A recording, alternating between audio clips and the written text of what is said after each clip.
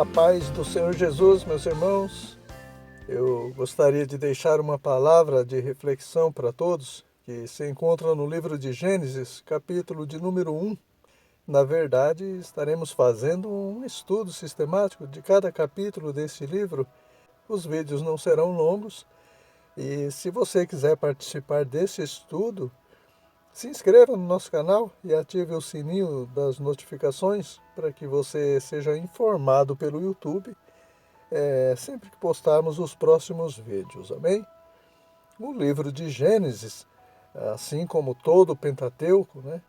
O Êxodo, Levítico, Números e Deuteronômio, foi escrito por Moisés, né? Claro que por inspiração divina, já que Moisés nasceu após tudo ter sido criado, né? E esse primeiro versículo de Gênesis já descarta a falsa teoria do padre Georges Lemaitre em 1927, né, de que o mundo fora criado por uma explosão cósmica chamada Big Bang.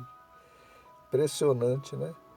Até onde se sabe, toda explosão destrói, mas conseguiram descobrir uma que constrói, e essa ideia entra até na grade curricular das escolas, né? O texto é bem claro. No princípio criou Deus os céus e a terra, né? Princípio é justamente o nome do livro, né? Já que Gênesis está relacionado à genética, fala de nascimento, de início. No decorrer do capítulo, ele descreve como que Deus fez isso do nada, né? Com apenas um haja ou um produza, né? E o escritor aos Hebreus, capítulo 11, versículo 2, confirma, dizendo que pela fé entendemos que o mundo, pela palavra de Deus, foram criados, de maneira que aquilo que se vê não foi feito do que é aparente, né? Irmãos, olha que interessante, quando alguém faz um trato verbalmente e essa pessoa coloca no papel, torna-se um documento, não é isso? Só que para esse documento ter validade, ele precisa ser autenticado, né? Ter reconhecimento de firma em cartório, com assinatura de quem fez o acordo que está no documento. Uma vez cumprido todo esse protocolo, esse documento escrito terá uma autoridade até mais que o trato verbal. E assim também acontece com a palavra de Deus. Ela foi verbalizada, né? Ela foi dita oralmente por Deus na criação. Só que ela foi passada para o papel, assinada e autenticada no cartório divino pelo Espírito Santo, quando ele inspirou todos os 40 escritores das Escrituras, né? E o mesmo Deus que criou todas as coisas com a palavra verbal é o Deus que escreveu ela também através dos seus servos. Por isso que as Sagradas Escrituras ela tem tanta autoridade e poder quanto a palavra verbal com que Deus criou todas as coisas, né? Nós só precisamos crer nela e obedecê-la. E uma das exigências da palavra de Deus está revelada também nesse versículo 1 do primeiro capítulo. No princípio criou Deus os céus e a terra. Então essa ordem não foi colocada por acaso, né? Em todo o contexto bíblico, o céu vem na frente. A prioridade é o céu e só depois vem a terra, né? Tiago, capítulo 4, versículo 7, diz: sujeitai-vos a Deus primeiro e depois resista ao diabo e ele fugirá de vós. Em Mateus, capítulo 6, versículo 33, o Senhor Jesus disse: buscai em primeiro lugar o reino de Deus e a sua justiça, e todas as demais coisas vos serão acrescentadas. Em João, capítulo 6, versículo 27, ele diz também: trabalhai pelo pão que permanece para a vida eterna, e depois pelo pão que perece, né? Mateus 22, versículo 37, amai a Deus primeiro, sobre todas as coisas, e então ao próximo como a ti mesmo. Perceberam, irmãos? Tudo que eu for fazer, eu devo refletir se está de acordo com o céu, se está de acordo com a vontade de Deus, tá bom? Então, coloque o céu em primeiro lugar em tudo, e tenha certeza que Deus vai te honrar, porque Ele é fiel. A gente tem o exemplo de Salomão, né? Enquanto ele colocava o céu, representado pelo temor a Deus, na frente, ia tudo bem na vida de Salomão. Só foi ele inverter a ordem de prioridades, colocar na frente a terra, né? Representada pela sabedoria sem o temor a Deus, que tudo desandou na vida de Salomão, né?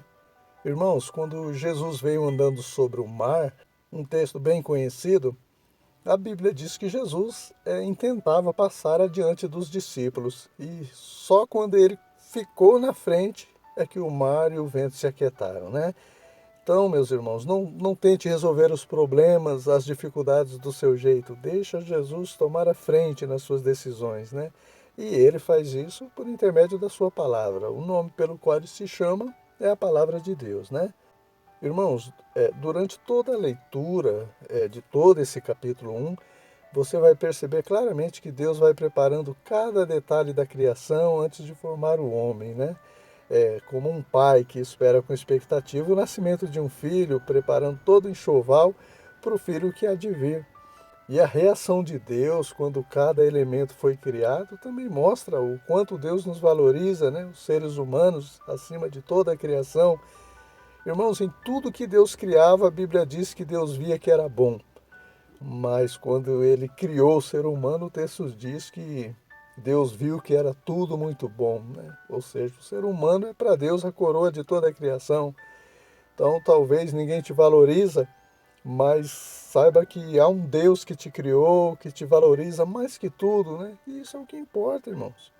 Por isso que o Salmo 49, versículo 8, ele vai dizer que não há recursos no mundo que paguem o valor de uma alma. Tanto que Jesus pagou com um alto preço, né? O preço de sangue, a redenção da alma humana. 1 Pedro, capítulo 1, versículo 18 e 19 diz isso, né?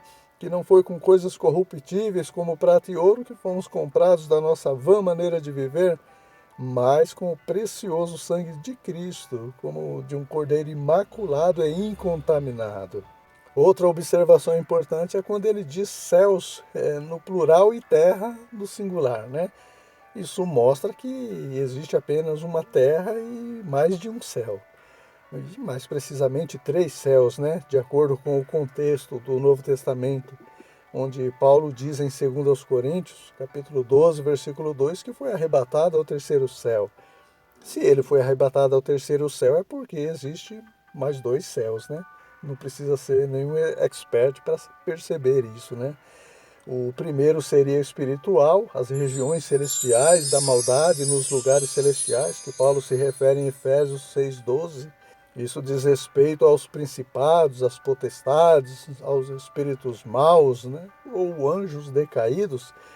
E aqui, irmãos, dá a impressão que esse primeiro céu está lá no alto, né? Só que não. Onde que os demônios atuam? Na vida das pessoas aqui na Terra. Onde é que o diabo está nesse exato momento? Ao nosso derredor, bramando como leão e buscando a quem possa tragar. Pedro diz isso, né? Se esse suposto primeiro céu é espiritual, então trata-se de uma condição, né? De um estado espiritual atuando na Terra, na vida das pessoas, né? E o segundo céu, então, seria a expansão, o universo que está aí no versículo 8 desse capítulo 1 de Gênesis. E, irmãos, aqui é bom deixar claro também que eu não estou afirmando isso, tá? Mas é apenas uma interpretação minha. Eu entendo dessa forma. Você pode interpretar de outra forma, né? Que nenhuma nem outra vai se concretizar ou se caracterizar uma heresia, né? Porque não se trata de uma doutrina fundamental da fé cristã, mas apenas uma questão teológica, né? Isso não vai influenciar na salvação, qual que é o primeiro e qual que é o segundo céu. Mas por que a expansão não seria o primeiro céu e as regiões celestiais o segundo? Por dois motivos, irmãos. Primeiro, porque essas regiões celestiais já existiam antes de Deus criar a expansão. Os anjos que posteriormente se rebelaram contra Deus e partiram para a maldade, os transformando em demônio, né? Tudo indica que foram criados antes da expansão do espaço sideral. E o segundo motivo é porque em Apocalipse, capítulo 21, versículo 1, diz que esse primeiro céu e a primeira terra já não existirão, né? Justamente porque os demônios e o diabo serão lançados eternamente no lago de fogo e não mais atuarão nessa terra. E também aqui não que fosse duas terras, né? Conforme nós já falamos no início, a terra é uma só, tá? Aí no versículo 1 de Gênesis, capítulo 1. Mas quando diz que a primeira terra também já não existirá, No sentido de não haver o primeiro céu, né? As hostes espirituais da maldade atuando na terra. Enfim, o terceiro céu é onde está o trono de Deus, né? Um lugar inefável que homem algum é permitido sequer falar. E Paulo e João tiveram esse grande privilégio, né? Esse céu não passa e nem necessita de restauração, né? Porque Deus jamais permitiria entrar nele alguma contaminação ou pecado, né? Encerramos assim esse capítulo 1 de Gênesis. Se Deus nos permitir, em breve estaremos postando o estudo do capítulo 2. Tá bom? Então não se esqueça de se inscrever no nosso canal, de divulgar esse estudo e de deixar o seu like caso você tenha gostado ou se sentiu edificado através desse estudo, tá bom? Deus abençoe a todos e até a próxima.